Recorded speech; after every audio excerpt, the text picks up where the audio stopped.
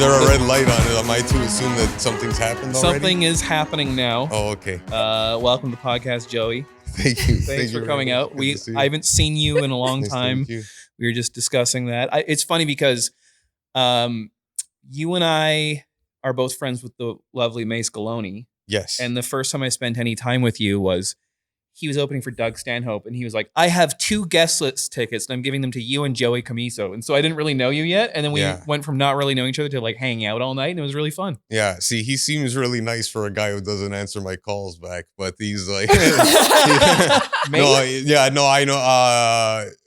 Yeah. It was, okay. Mace, I think this is what we were talking about before the podcast. Is like, I'm very awestruck of that you guys like me as in a friendship way. Because like I was saying is like how I knew you is like you're a mysterious figure that Mace was talking about. And then I guess with like what I am in comedy is not very confident. But so when a guy funny. Apparently, and but I can't I can't do it over and over again the way I want to. Especially now with like just starting up shows again. Yeah. It's not really happening. Like I'm blurting a lot. There's like I'm getting on stage and like realizing that I don't know what the fuck's happening. Is that okay? Shit. Okay. So I don't know. I should have asked. No, I love how this is going. Okay. So what's happening? Yeah. I'm out of control with comedy right now because I have a lot to talk about. Yeah. I had a daughter and all this. I broke 4 vertebrae in June. Related to having a daughter?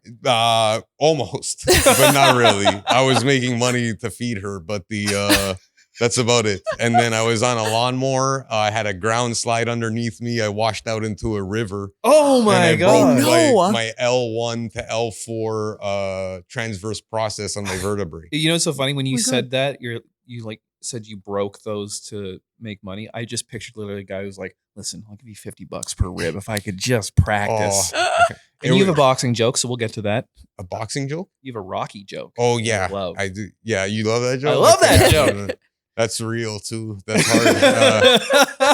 So Mace. So Mace, we were driving to Yuck Yucks one time, and he was like, Kevvy, I don't know how it happened. I don't want to stroke my ego, but like, you guys were talking about how good I was or something. Yep. We did have that conversation more than once. You know, it's weird. I sweat every time I acknowledge compliments. It's very hard for me. I'll learn how to live with it. And Mace, we were driving to Yuck Yucks. He says, Kevvy thinks you're pretty good. We were talking, and I was like, I didn't know exactly who you were, but I saw you around. Yeah. And you had different hair colors.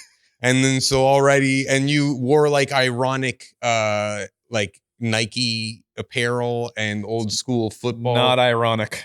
Not ironic, but you know what I mean? No, sorry. I didn't mean to do that. What you mean is that for what I look like aside from my clothing, it's weird I'm wearing like a Charles Barkley 1993 t-shirt. Yes. Yeah. Yeah. But the thing is like if I was wearing it, it would be like, look what this guy's trying to do. But it's like you walk into the comedy mix with like an Anaheim Mighty Ducks sweater or something, if I remember. It's like and it was like this belongs. It was like it was almost like someone came to you with this, like, I found this. You're the only guy who can wear this. It's like, don't tell Joey. So yeah, it was nice to get that And then I think the first time we actually hung out was going to the Doug Stanhope show where Mace was like on stage, killing it, opening up for Doug Stanhope, which is nice. Yeah, I was happy that his crowd liked Mace. Yeah, because that's a weird, like, I don't know how showbiz actually works. But his audience, like Doug Stanhope is like, I don't want to do a venue where it's not my crowd. I'll just perform for my crowd because they know what to expect and they only like that kind of thing. Mm-hmm. It's very nihilistic. Mm-hmm. Like I've heard him talk about, like, he lives in Bisbee, Arizona, which is this little town. Oh, and he has a lot of money. He hosted the Man Show for like the last season and stuff, and he does well in stand up. But every comedian is like, yeah, I went to Stanhope's. His front door is just gone, and he's not fixing it. Like, that's the kind of person. So he's very nihilistic. Yeah. And so Mace Galoni, I'm not sure if you've met him yet. No. He's like super into science and space, and his joke writing is very perfect, and everyone thinks he's Jewish, but he's not. And polite. He's very polite, very sweet person. So I was like, I wonder how this is gonna go because that crowd is rough. And then he just went right in his atheism stuff, and I was like, good idea, Mace. Yeah. Great idea. Yeah, and he even had a heckler. Oh yeah. Which and the hecklers at that show was like it wasn't hurtful. It wasn't like that, but it was like it's a rough heckler. It would be like for me, it would be like I don't know if I would be able to like get on the bull properly on that one. But like he did it with like his own charm. He even said sir. He even said like, that's right. And you're a hack, sir. And it was like I forget how he burned them, but it was like he got him back, and it was great with a smile. It's like he seems like he would be great at shining shoes in the 30s. Like Mace. I don't even know. Am I allowed to talk about Mace? Of course. Yeah, it's weird. I feel like I should have asked him permission. I don't do these things a lot. It's okay. Mace loves getting burned a little bit. He loves the attention, and he knows that we're doing it out of love. Mace, I love you so much. I do too. Hope to see you soon. His phone, he has caller ID just embedded in his phone number, and so in my phone, but they fucked his name up, so it says Nace Galoni, and he's like, yeah. I don't know. Tell us they did that, and you could just tell he feels shame about it. But it's okay, Mace. He didn't do that. No. But I'm not changing it. You are Nace Galoni. Nace. Nace Galoni. Yeah. I produced Mace's album at Heckler's in Victoria. And very consistent album. We used mostly just one show. Yeah. Oh. Yeah. He's very good. Well, yeah, he's just an comedy type of guy. Yeah. Like he's one of those stories is like, first off, like I'm so jealous that he knew what he wanted to do when he was young. Like, and he started working on it when he was 16. And then by the time he was like a grown man, he was like the growing pains were gone. It's like I started like really late. Yeah. And I started when I was 29. I was like reaching 30. Yeah. And the numbers were starting to like mean more. And it was just like, what am I getting? There was a bunch of, I guess I was looking for signs. There's a bunch of signs that told me like, this is, you got to do this. And then I did it. Yeah. Yeah. I'm glad you did. You're very funny, man. You must have been the funny guy always though. No. Really? No, I don't think so. I think I knew that I wanted to be the funny guy. Yeah. And I used to do things that used to blow up in my face constantly. Oh no. Like, what do you mean? Like Robin Hood, Men in Tights. Yeah. There's a scene where Don DeLuise is doing like a Vito Corleone impression, but in the middle, like they're gonna whack Robin Hood, right? Right. And he does this bit where like he's impersonating Marlon Brando, and he's like, the other guy can't understand them. And he's like, Don Giovanni, I don't know what you're saying. Like, I'm sorry, but I came back from the dentist and I left the cotton balls in. Right? So I was like, I thought that would be funny, like going to Christmas, and it was like a whole family was there, and like The Godfather is actually like a family thing. Yeah. Because we watched it every Christmas and Easter. Oh wow. Because the dialect that they speak Italian in The Godfather is very close to my grandparents' dialect. Okay. So it was one of those things, is like, Nonno can understand it too. So it's like, we gotta watch The Godfather. So it was a Christmas movie, and you see like home videos with like and stuff in the back, and Luca Brasi being strangled to death. It was like, it would happen. So I remember I was like, my mom even encourages like, put some like stuff, some Kleenex. And I think I had like a Hershey Kiss or something too close to it. So when I pulled it out to like do the joke from the movie, it was all disgusting and chocolatey. And so it was one of those, is like when a joke, like it really hurt, is like, because it was bombing. Yeah. It wasn't on stage, but it was bombing. When was like, I don't know. When did it would have been like 1993 because it still stings. Oh yeah. Because like it was Dave Chappelle's, I think it was Dave Chappelle's first movie, because it was like a Robin Hood thing, but he had pumps. He had Reebok pumps. That was the joke. His name was Achu. Achoo, son of a sneeze. And so that was like one of them. And then Yeah, I think I was. Yeah, I think through life, I was always trying to be a lot cooler than I was. So maybe my jokes, maybe my brand of humor wasn't there. Yeah. I got funny in grade 10. Okay. Because, okay, wait, time out. There was something that I heard I was funny in elementary school. Yeah. There was a guy who, Nick Solmona, Okay. who, if you need a bowling ball in the greater Toronto region, he's a great bowling ball driller. Okay. We were on the same bowling league, and we were in our elementary school. So there's a bowling alley near my house in Woodbridge, Ontario, called Woodbridge Bowl. Okay. And it's one of the most important places of my life. Wow. I really, really love bowling. It's very important to me. Yeah. My family's like was a big bowling family. Yeah. And so anyway, we were on the bowling league, and we were in this play. It was about we went to a Catholic school, so the play was about the angel who was telling everybody that Jesus was coming, Gabriel. Okay. So, but Gabriel had like a sassy attitude, a la Bart Simpson and stuff, because it was like, grade 8. And I remember the joke was I had this meter stick backstage, and I was kind of like stroking it. Like I was 13, so I was like doing this big thing, and I was cracking up all the boys. And then because I remember every time I see him, he was like, "Do you remember the meter stick in grade 8?" And it was like, that's my legacy and stuff. Oh my God. But yeah, it was very hard. I wasn't very popular. In high school, it wasn't great. Like I think I had more friends than I thought I did, but I was very insecure, and it was like I didn't fit in with the people maybe I wanted to. Yeah, didn't know how to be myself. That's like maybe 3 more podcasts. I'm sorry, I don't. Maybe you want. No, I love this. There's a lot of feelings, and your backstory is very similar to Dave Harris, by the way.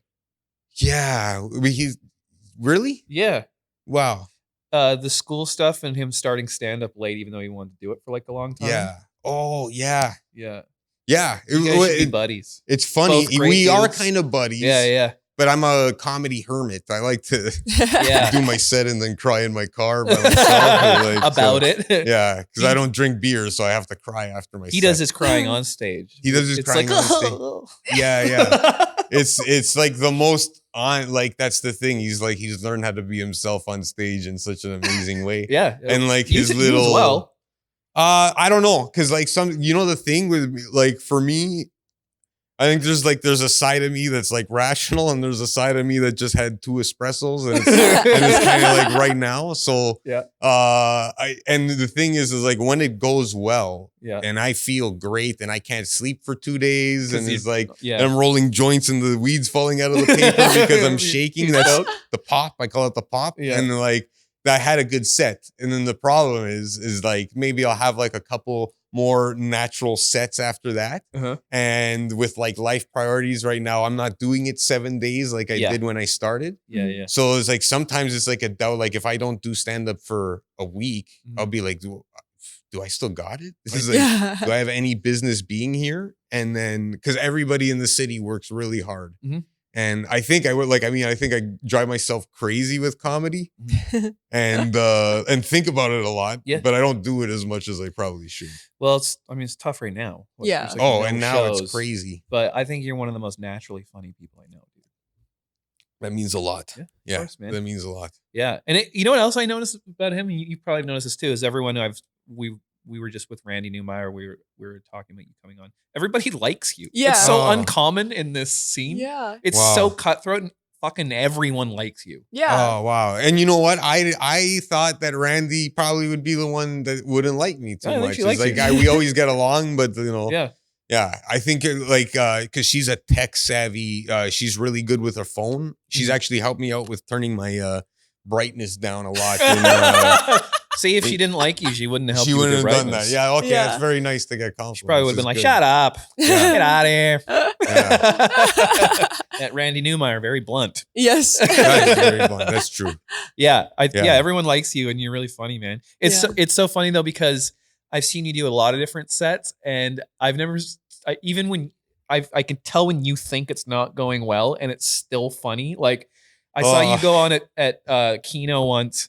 And you're doing a bit, and it was like a pretty small crowd, and you stopped it to go, is the worst fucking set I've ever had in my life. yeah, The whole yeah. place went crazy. Okay.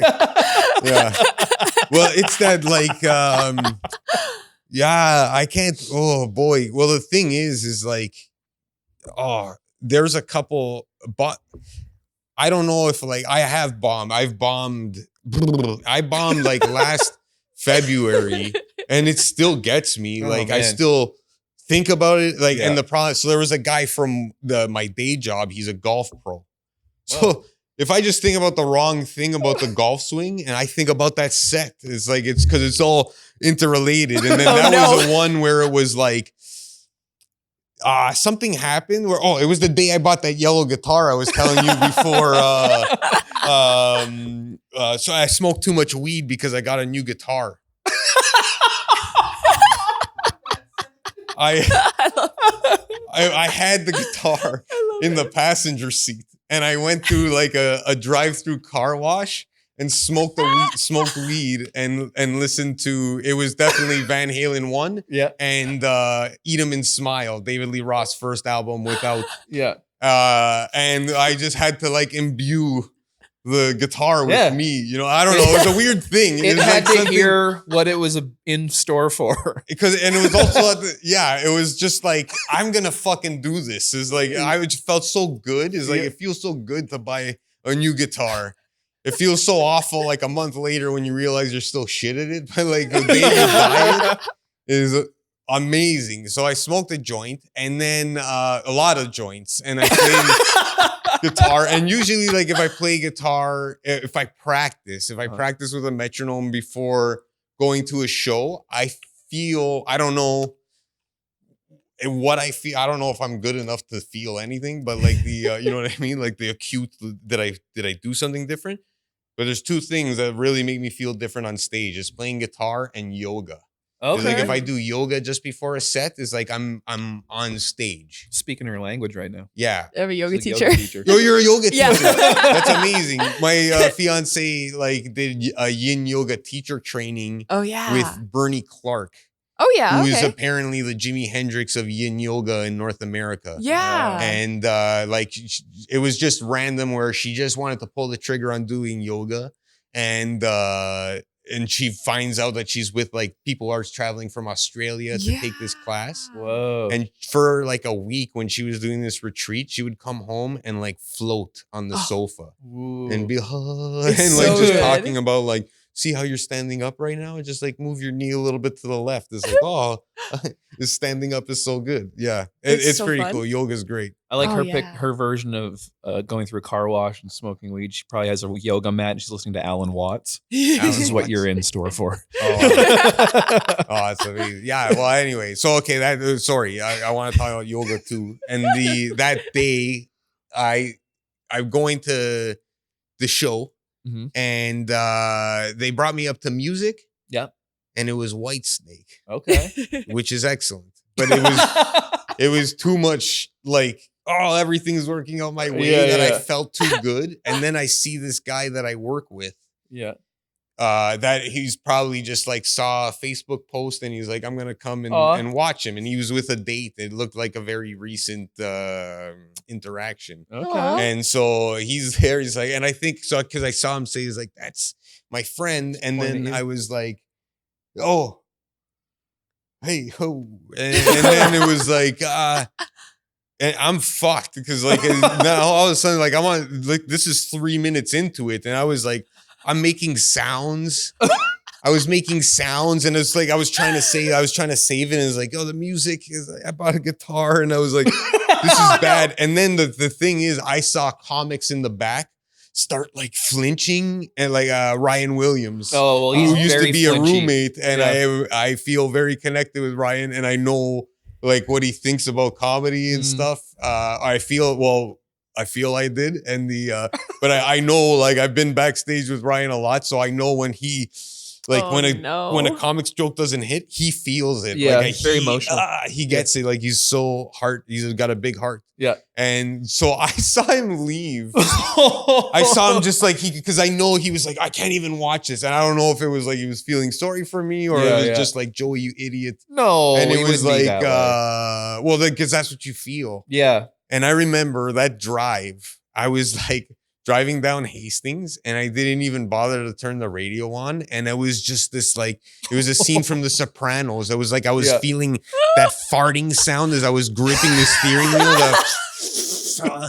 And I was just intermittently going, I was like, I couldn't get a hold on it. I went to McDonald's to drown the sorrows feelings and McFlurries. I was like rubbing my temples, and I wasn't even paying attention to this lady who had she was like trying to get my attention. I was out. I was just like this. Like, and she had your order? She had my order, and I was like, my eyes were closed, and I was rubbing my temples, and I was like, my teeth were clenched, and I was like staring in the middle of the car, and I just was like, fucking bomb! And I punched the horn and went bling, and she dropped the bag and the Coke. And it was like, I just drove away. I was like, I'm sorry. And I left. I left the McDonald's there. And then I went, Natalie, my fiance, was sleeping. And I woke her up because through the night I was going, I was just like these little, I was fucked up. And it's still like every once in a while, I'll just be like, walking and I'll just be like, And like, cause that's a year later. So I'm over it a little bit. I have that with interactions with people where I feel I was disrespected. Like a year later, I'll be like, how dare you? And it's like, it just happened. When you got it, I should have said that. Yeah. Oh man. And I had it at a friend's wedding, and it was like fresh still, where a person was rude to me. And then on Facebook memories, I realized it had been a year and I was still mad. I was like, okay, I got to let this go now. It's so subtle that you don't know. Yeah. You're thinking about it. Yeah, you don't know that like you've let this turn into something it shouldn't be. We're both dwell on stuff at night, guys. Yeah. Oh, me too. Are you? Yeah, I definitely. hate that. If I could take one thing out of my brain with a lobotomy, it would be that. Oh, seriously. I'm like still mad about this one time. I was a kid and I was at a kid's birthday at a beach and I got lost, and then the parent gave me shit for it. I'm like, you should have been watching me. And I was like 6. I still remember it. I'm still mad about her getting mad at me. Let's find her on Facebook Marketplace. Oh. We're not actually going to beat her up. Okay. I would never do that. Oh, I didn't understand Facebook Marketplace. I was trying to do I was actually trying to do a callback to something I realized you said before we even did the podcast. So that just didn't work. Really. The Marketplace. Nobody's going to get that. My psychosis with guitars. Yeah. Yeah. I love that you bought the Steve Vai version. Yeah. Yeah. That's great. I love that you love like Guitar Hero music. Like, well, I do. Yeah. I like it all. I like to think that I'm an indiscriminate music liker. Yeah. Because I wasn't. I was like every boy as a teenager. Yeah. My mom had a great record collection. Yeah. Weird though. She had every single Beatles record on LP. Wow. Except for Abbey Road. Oh. And she just like tapped out at Abbey Road. Like she was like a Beatles boy band fan. And then maybe it got a little bit too psychedelic and she was just kind of like, And then she had Wings.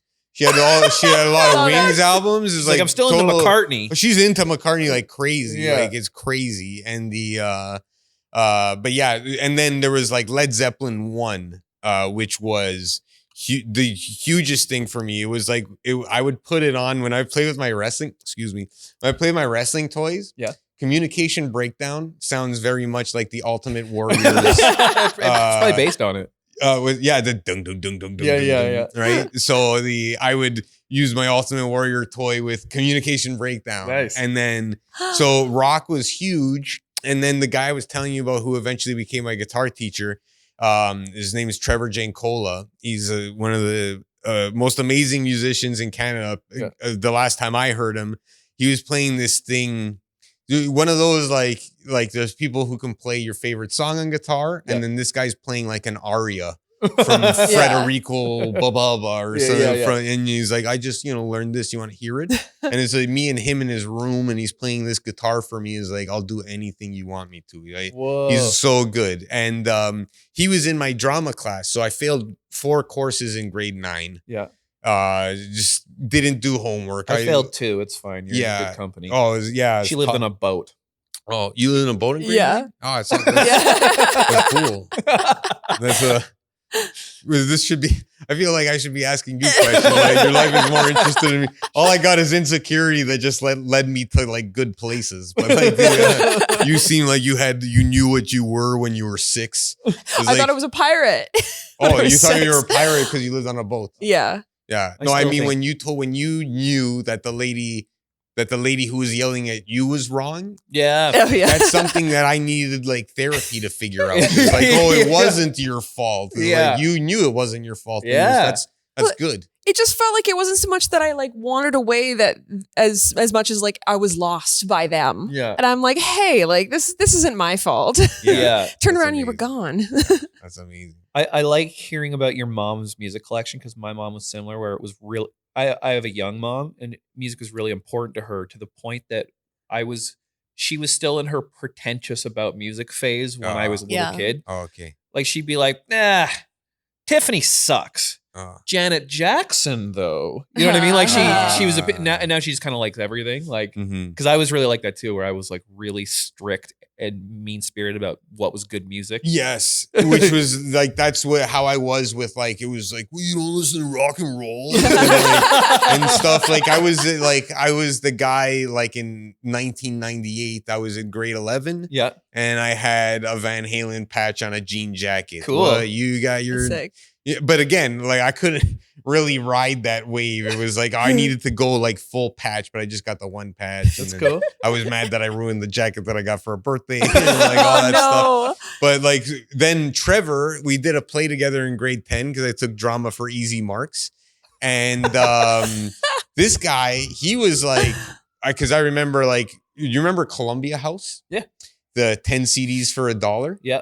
So guess like whose discography had 10 CDs at the time? Van Halen. Van Halen. So I bought my Van Halen for $1 and then didn't know about the scam. I was huge into Van Halen. And then so was Trevor. And he was like, we were like practicing our lines for the play and we're in his bedroom. And he like busts out these solos from like the live album and he starts doing these things like, oh my God. And then, but he was one of these guys that like he can do a Rubik's Cube with one hand behind his back in 40 seconds. Wow. And then like he mastered, like at 14, he was playing that Van Halen stuff. That's crazy. But that wasn't all he was into. So he was listening. He had the yellow CD player that didn't skip, the Panasonic Shockwave. Yeah, the sports disc. The sport one. Yeah. Because like I used to have to walk like this and to not skip it. Yeah. And he was listening to Weather Report. Okay. And then that's where like fusion jazz happened for me. Yeah. So I have this kind of like, I like music like a Merlot. Like I like Steely Dan. Yeah, and then right now, because I have a newborn daughter, is like I've been crunching like Mozart and Tchaikovsky at home. And then also trying to give her like, I want to like, been giving her like James Brown tunes to see if she would laugh at the how. Yeah. And she does. Oh, that's It's great. like at 4 months old to living in America. Is like, and she digs it. So it's okay. But I heard like rock music at the wrong time for a baby is too much of the wrong vibration. So it's like, we're trying to do, but then there is a part where it's like on my guitar, I like learning. I love funk. Yeah. Like I would just, my goal is like, amongst all the flashiness that I do want to achieve, I also want to be the invisible guitar player. Oh, I love that. Just a great rhythm player. Disappear in a groove. Yeah. Because that's what I've neglected my whole entire, like I always like the first thing I try to do is play Eruption. And it's like, I when people ask me how long I've been playing guitar, I say 3 years, even though it's been 25. So like, because I need like 3 years is kind of like how good I am. I feel the same way. I feel like I should be much better at technical aspects of playing guitar for how long I've been playing. But I'm not a practice scales guy. I'm a write songs guy. Which is almost better because the thing is like I've been to a Joe Satriani concert. Mm-hmm. There's no girls. I've seen Joe Satriani 3 times. Yeah. I've been to G3 twice. Oh, you've been to G3? That's amazing. And I've been to a John Mayer concert. I love John Mayer. It was like, John Mayer, I defend him as like no one really knows how good at guitar he is. He's playing Grateful Dead now. The Dead and Co. That's pretty cool. Yeah. The Grateful Dead has been very. His like. I love this. By the way. Thank you for having me. Of course, so great thanks for coming. John Mayer's like who he's dated and stuff Yeah. outshines that he's actually a virtuoso Yeah. guitar player. Like people don't really know that. And also usually virtuoso musicians aren't good songwriters. It's like one or the other. There is a typically. one or the other So thing. he can do both. And he's also like funny guy. So Yeah. it's like that just gets lost, I Yeah. guess. But I really like him. I didn't like him, and then I gave him a chance. And the reason I gave him a chance because Questlove produced one of his albums, and I'm a big Roots fan. Sure. And love his drumming. So Yeah. it's like, oh well, it's like a stamp of approval. It's like, I'll give this a chance. Yeah. There was the same thing. Who is the cell phone guy? Is it Drake? Drake. It's Drake. Yeah. Okay.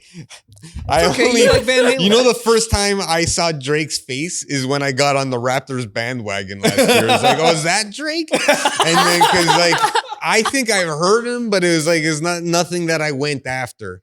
Yeah. And because I find with music is like when you get addicted to like right now I'm getting addicted to session players, like because I feel like they're the athletes of music. Yeah. Like I'm into Steve Lukather a lot, Yeah. a la Sam Tonning, who's a very big. Sam's Yeah. very into that stuff. So same with Harris. Do you know what Sam's like an incredible bass player? Yeah. We had a set at Laugh Lines, and he said his buddy's playing at a bar at Commercial Drive. So we went for like the third set. And then it pretty much is like he didn't even let him finish his beers. Like he talked to the bass player, and he's like, he called Sam on stage, and Sam played for like 40 minutes just out of nowhere, and Yeah. he like never played like 3 of the songs before, and Yeah. he Oh just my like God. sat in. Is like, you son of a bitch. Yeah, he's just It's like every time he says like, no, you're a pretty good guitar player. It's like, fuck you. It's like I know, you know. his taste is improvised jazz. That's Oh, yeah. his favorite thing. Yeah. It's we so can the first time me and Sam Tonning, I forget exactly how I gave him a ride home one time, and I had Lee Rittenauer, Okay. who's like he's one of those guys you've heard him if you're listening to like adult contemporary radio. Yeah. He's on probably 4 out of 10 songs from like the 70s to 80s and stuff like that. He shined up a lot of things. I think he played on Steely Dan. And he had this like fusion jazz album called Captain Fingers, and it's a very spirity, a lot of, you know. Oh my god. And anyway, so he was like, and then it wasn't like a lot of people would be like, oh, what the hell's this? And I would bore them with like, this is Lee Rittenauer. Yeah. And then Sam is like, Lee Rittenauer. And it was like, who are you? Yeah. And the time it was solidified is like we were finishing a show at Kino. I was giving him a ride home. Yeah. Because then I find with Sam is like, I want to give him a ride home. Yeah. Because he's either going to give me like a new tune or we're going to reconnect on a tune that we both Oh, I love. love that. And Yeah. he was like, you mind if I put on some Larry Carlton? And I was like, Wow. I thought you never ask. And that was the...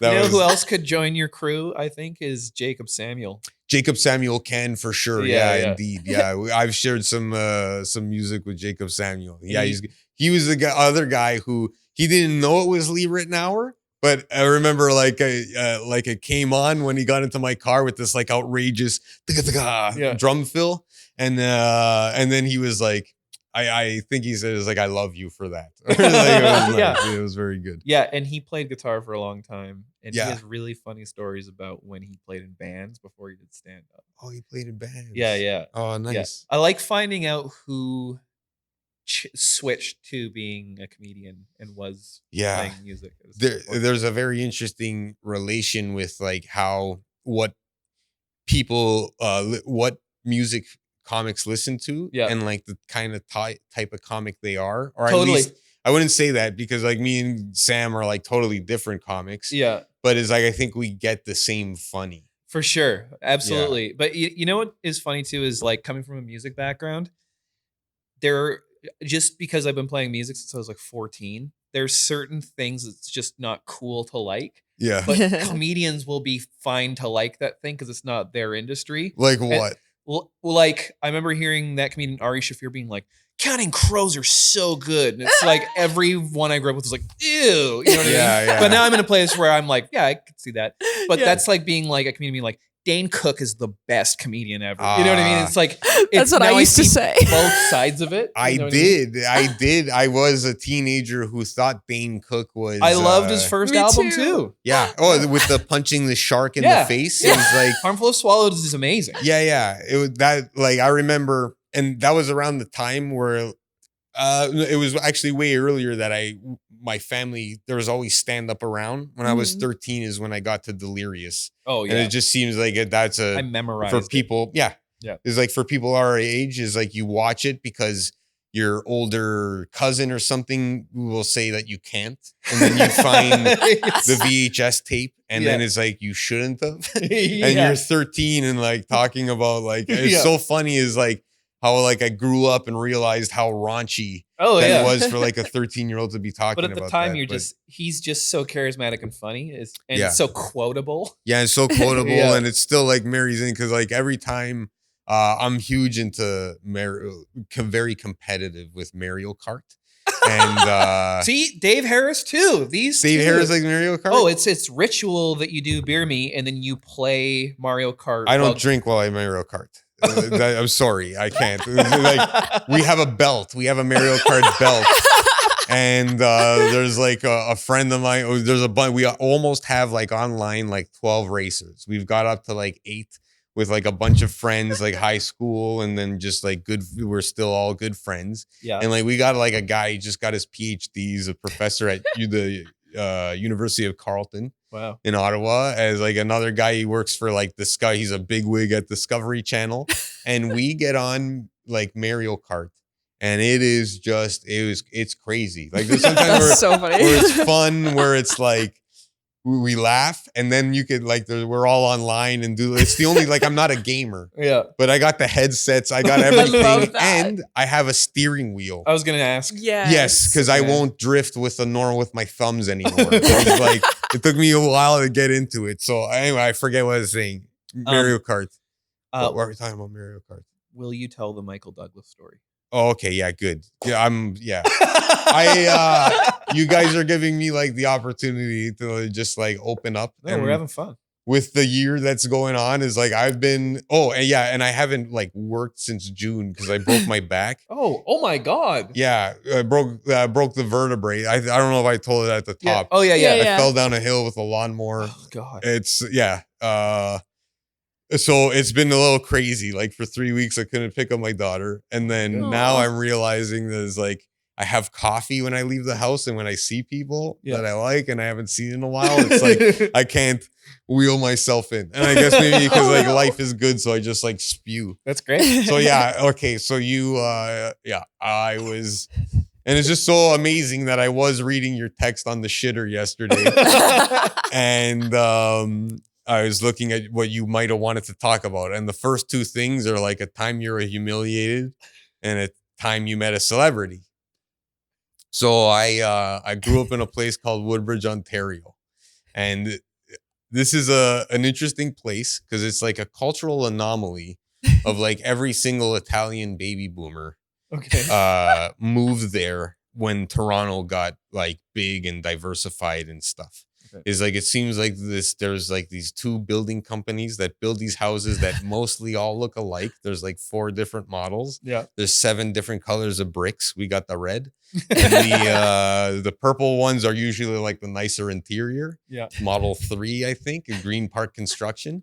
And everybody lives in Woodbridge. And it was like, and everybody's pretty much Italian. It's like my mom's Polish, which made me and my sister kind of like an outcast. Really? Yeah, like it was weird because I remember I would go to like my friend's house after school and it would be like, how come you don't speak Italian? Like your dad's Calabrese. And it's like, well, because we don't speak Italian at home because my mom's not Italian. So it's like, oh, it's a shame. No, and it would be like, it would be guff. It would like, they would call me a munja cake. Because like that's the Italian slang for non-Italians. They call them like cake eaters. Because they just eat like, it's a weird but then in the middle of Woodbridge, and like this was there was a band called the Doo-Wops who wrote like a Weird Al kind of cover of No Woman No Cry, and it was No Gino No Cry. And it was about Highway 7 and Weston Road, which is where I grew up, there was a bunch of coffee shops that if you look like just around like 97 to the early 2000s, it was disgusting what youth was doing with their times. Is like Thursday, Friday, Saturday, sometimes even Sundays. Like you would just see cars in these parking lots, like hour lineups to go through the Tim Hortons drive-through. There would be Tim Hortons, country style, and coffee time. And it would be like, oh, you go to Tim's? It's like, I go to country style, bro. Right? And then like, and everybody had like a tricked out Civic. And it would just, you just see pillars of smoke because they would do burnouts and like revving engines and booze, DJ Tiesto.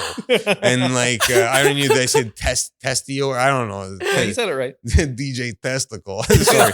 And anyway, so in the middle of Woodbridge, there is the #1 golf course in Canada. It's called the National Golf Club of Canada.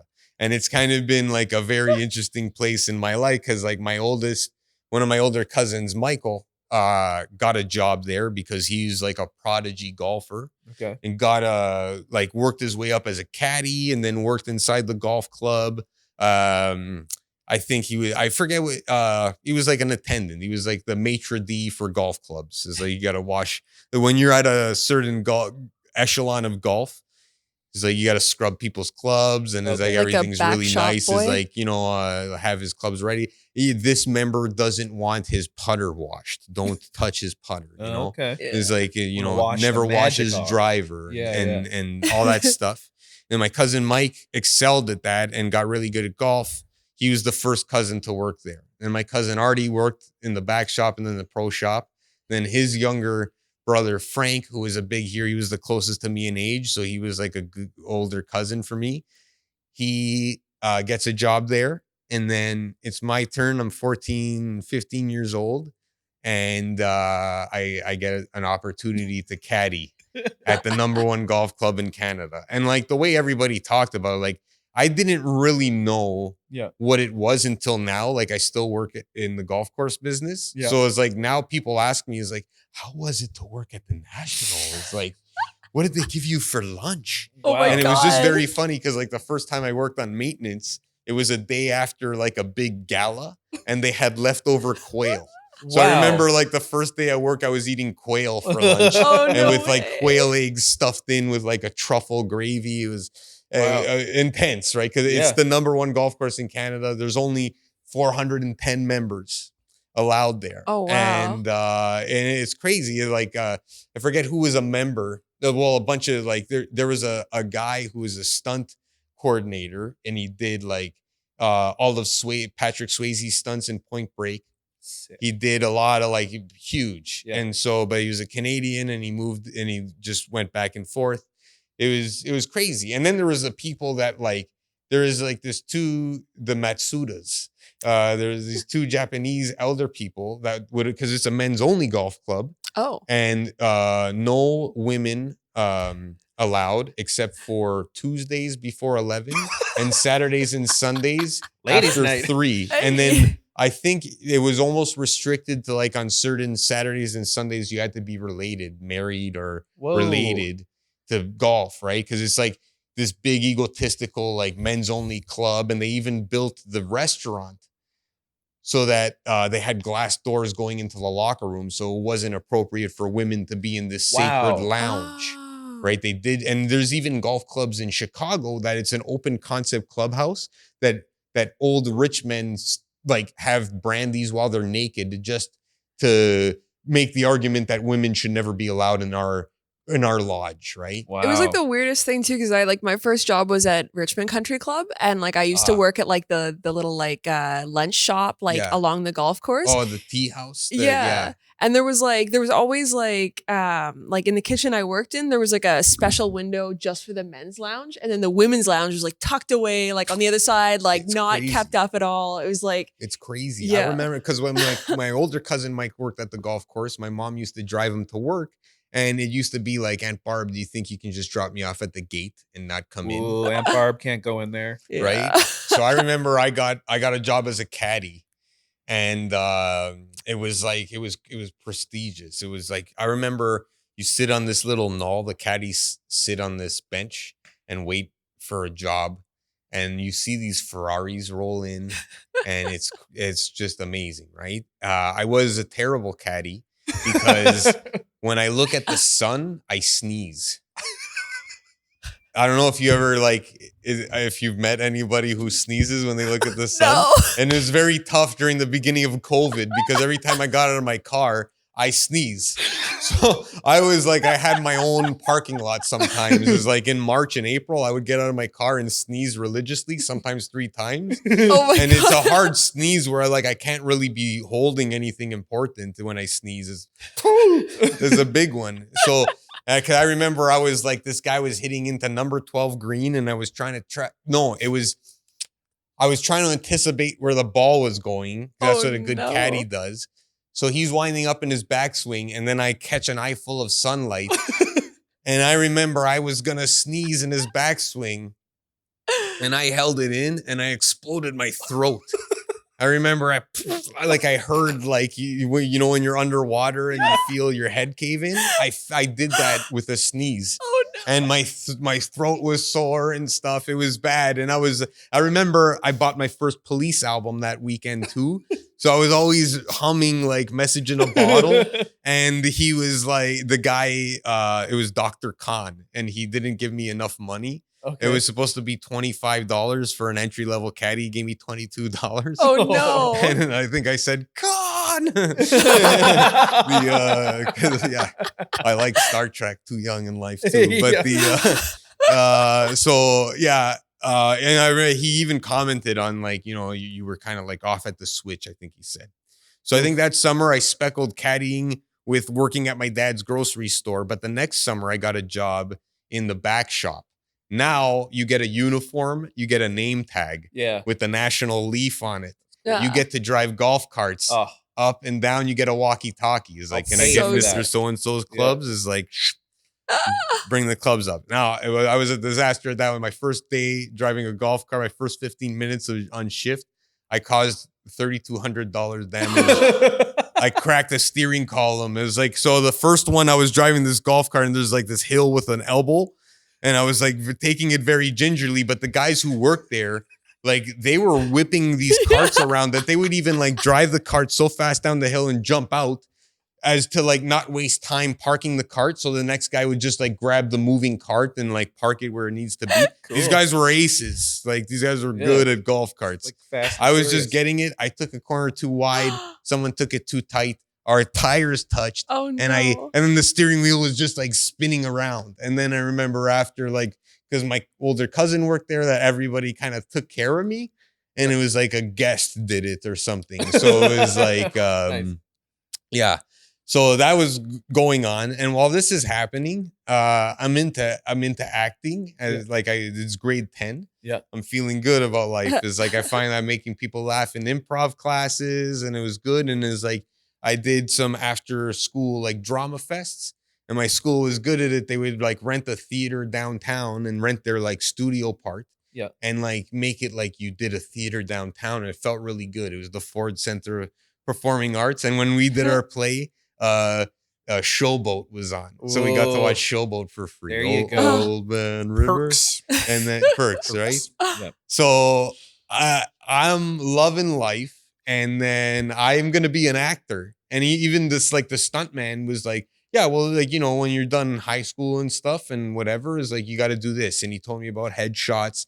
And I remember he told me, and I wasn't totally on board. And now, fast forward the story is I'm 18. I'm still working at the golf course. And the friends that I did drama with in high school, some of them went to the film school of Toronto and stuff. Yep. So I was doing their student projects and still kind of feeling connected to being an actor. Yeah. And I remember one time I had to smoke a cigarette. Yeah. And I had to be older. I was 19, but I had to smoke a 35-year-old guy. And I had problems. I had a relationship and stuff. And I remember the sound guy was saying I can watch you smoke all day. And yeah. And I remember I was my dad watched a lot of old movies, and I remember the James Gardner smoking in The Great Escape, the way he would ghost it was a ghost. Yeah. It made me want to smoke. Like, it was cool, not the right thing. But so I was feeling like I want to act. And then Benicio del Toro is breaking out. Yeah. Usual Suspects is done. Snatch is happening. Traffic. Okay, here we go. Who's in Traffic? Benicio del Toro and Michael Douglas. Michael Douglas. We don't have to. There's a lot of great actors in it, Totally but for this story, I think I'm going long already. Michael Douglas, right? So I watched Traffic 3 times in the movie theater. Wow. And there was before Traffic, there's a movie called The Way of the Gun. Yep. Ryan Philippe. Yeah. And I used to like comb my hair like Benicio del Toro. Yeah. I loved Benicio del Toro. And I was like, Me and too. it was like, when I'm an actor, I'm gonna be like Benicio del Toro. Because I love it. And also at the time, is like TBS The Superstation was doing a run of The American President, and is like Annette Bening and Michael Douglas. Michael Douglas is a president who is a widower, and he's dating a lobbyist, and Richard Dreyfuss is a Republican using this against him, and it's a nice romantic comedy, and then a nice monologue press conference in the White House where Michael Douglas is expressing his love for Annette Bening. It's really nice, right? So I'm at the golf course, and like at this point, I've met a couple. I met Pacey from Dawson's Creek. Cool. I met Shooter McGavin Ah. and Craig T. Nelson from Coach. Yeah. And it was like, and I would just like, I would get autographs on the scorecard and stuff. Means nothing or whatever. And then it's a scorecard. And then I'm looking at, I'm starting work, and I'm looking at like the guest tags. And like, I was seeing like, this guy's like a show business guy. I forget the member. He wasn't a stunt man, but I think he was big in the music business. He produced The Doors, actually. The Doors after like the Doors of the 20th century, they call it D213 or something. Yeah. Anyway, I mean, I'm shitting on the Doors. I feel like an asshole. Anyway, I think he was playing. So there's like M. Douglas, and I was like, wait a second. It's like M. Douglas is like, is this Michael Douglas? Yeah. And then everybody was like, yeah, and it was like, oh wow, it was like, this is amazing. And then I turn around, and he was walking out, and I was like, oh, and I think 2 nights ago was the 3rd or 2nd time I saw Traffic. Yeah. No. It was the 3rd time, because I have a tough time watching Michael Douglas movies now. Oh, because of the story? Yeah. And then also let's rewind to like when I'm 8 years old. My favorite 2 movies, because we had a VHS mixtape of Romancing the Stone and Jewel of the Nile. And it was Kathleen Turner and Michael Douglas, and it was like it's a good romantic action movie. Yep. And I remember I was trying to like do a makeshift turban like he did in Jewel of the Nile. Yeah. And I was in like a Bowrings or something like that with my mom, and I knocked over a crystal vase because of this. And then my mom even made me believe that like, he was like, he made me pay for it. And then I think a couple years ago, she said, it's like, oh no, it's like, it was insured. Like, oh no. And I was like, you mother. And then, so okay, so Michael Douglas is now behind me. Yeah. And then the only thing I can say is, how was it working with Benicio del Toro? And then I think I even made that sound where I was like, no, you fucked it up. Because he was just like, it was good. He's good. And like, you know, the guy's looking through his golf bag. He's trying to figure out what golf ball he wants to use and stuff. And so it was just like, he walked away. He went up to the driving range and he started playing golf. And then my buddy was like, yeah. Yeah, you know how to talk. Because I always talked about being actor. They called me the actor because I would do like the after school stuff. Yeah. And then it was like, yeah, it looks like you're going to make it. It was like, oh no. So later we get a call. I get a call from the back shop that someone needs a lift from the 11th hole. They need to leave the golf course. Yeah. So I drive to the 11th hole and I pick up the golfer that needs to go back to the parking lot.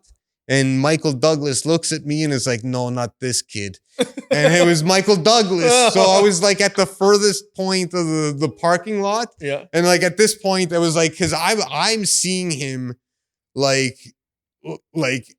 this is like my chance. Yeah. This is it. Like Michael Douglas, like I live 5 minutes away from this golf course. Yeah. Michael Douglas, this is my destiny. I want to be an actor. Michael Douglas is here. And I fucked up already. Oh no. I talked about Benicio del Toro. Oh, no. And then I was just talking. I was like, I watched your movie the other day again. And he was like, what? And it was like, American President is like, and this is a true story. Like I used that monologue for like my grade 12 drama. It's like I used your monologue and I got 80%.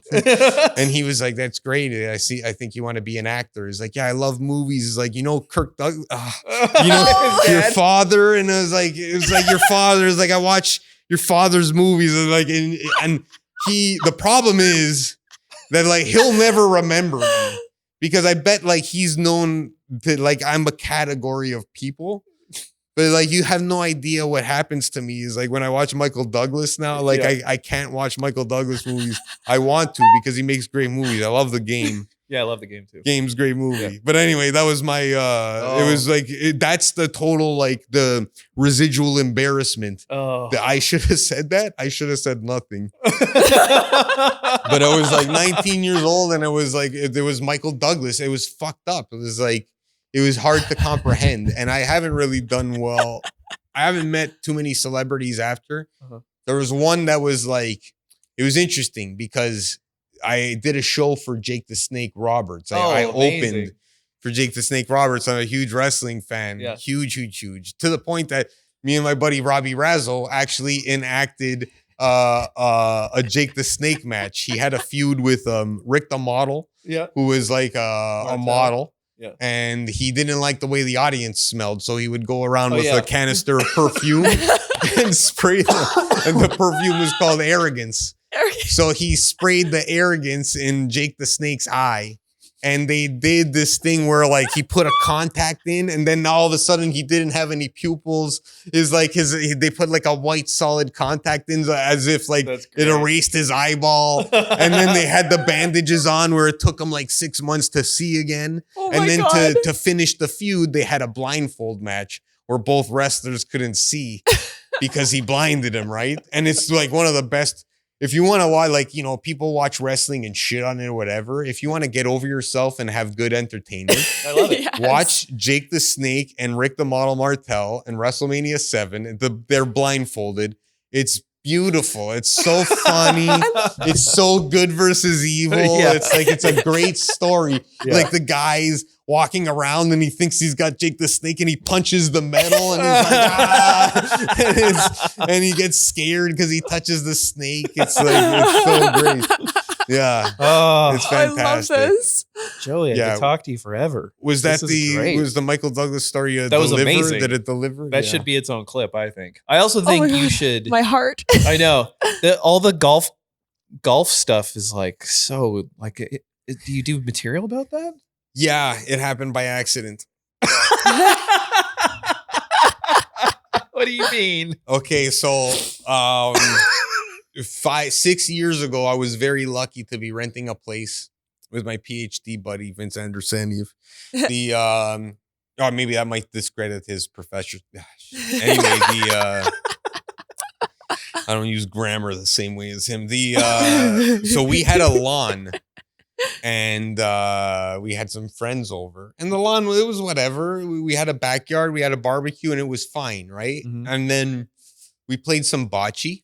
I love as one does. Mm-hmm. And then and it was kind of like there was a lot of clover and the lawn was crazy. And then it was kind of like, oh, next year doing what I do, cutting grass all my life. Yeah. And also, this is no lie. This is, when you finally discover yourself and you realize with comedy, before I started doing comedy, I realized I used to skip school to watch the Just for Laughs reel in the morning because they wouldn't play on the Canadian Comedy Network. They wouldn't play the same reel in the afternoon. So sometimes you know, with too much pot the night before, it affected me differently back then. Yeah. I would, you know, I was one of those like, oh, I always did love comedy. Yeah. And then this is like a true story. It was October. Yeah. Is the 90s. Yeah. And my dad was watching Monday Night Football. And I got really like fascinated with like how the checkers got on the field.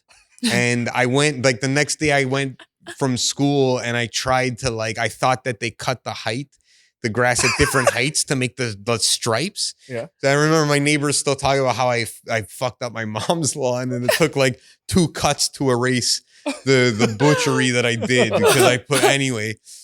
So then I worked for like the after caddying, after all the like the social awkwardness with Michael Douglas. I burped into your microphone. I'm sorry. The espresso. So what happens? Okay, so I love cutting. I've learned how to cut grass. I worked for maintenance. I realized that was way better than dealing with members because apparently these guys are like these are million. Okay, well, I think that what hasn't been tackled as an amazing show yet, I shouldn't be telling the whole world or like, I don't know what your listenership is. It seems pretty, you're a popular guy. But like no one talks about like the private golf club is where all the millionaires go to play. Yeah. It's where all these corrupt bastards. It's like, it's all these interesting stories getting together. So anyway. You should write that. I'm serious. Yeah, I know, but I'm a lazy man. Which is why, you know, this is why I cut grass. It's funny because like, I should. Anyway, cut that one out. Okay. The owner of Yuck Yucks told me not to talk about my day job on stage, so this is why this is 5 minutes to tell the story. So I cut grass. I've cut grass, the number one grass for my whole life. We're playing bocce in the backyard. Vince is like, do you think we can kind of get the grass crazy? Like golf course crazy? And I was like, yeah. Oh, yeah, we can. I got these poor PhD students on their hands and knees with screwdrivers, sounding like a tough guy. It's like, I don't want to be like an asshole, like a normal landscaper. I worked them, but like we got every single weed from the root. It's like, cause some have tap roots that go down. If you cut them, it's like, it's the hydra. Okay. It's where like more, like it gets okay. a thicker root and it's more of a problem. So we choke these weeds out. We put them on the sidewalk to die in the sun like the Romans. It's like, get out of my fucking backyard. And we got a beautiful amount we got some soil and some grass seed. Is like, it might have been borrowed from one of the top 5 golf courses in Canada. Okay. And so this thing grew in amazing. I remember people used to walk by. It was in North Burnaby. People used to walk by the alley and this one guy comes in, he's like, excuse me, but my girlfriend wants to like walk barefoot on your grass. Can you do that? And I was like, yeah, but just like at the edge, like, so it's out of play. And I used to like cut this thing. Like I got really crazy about the lines.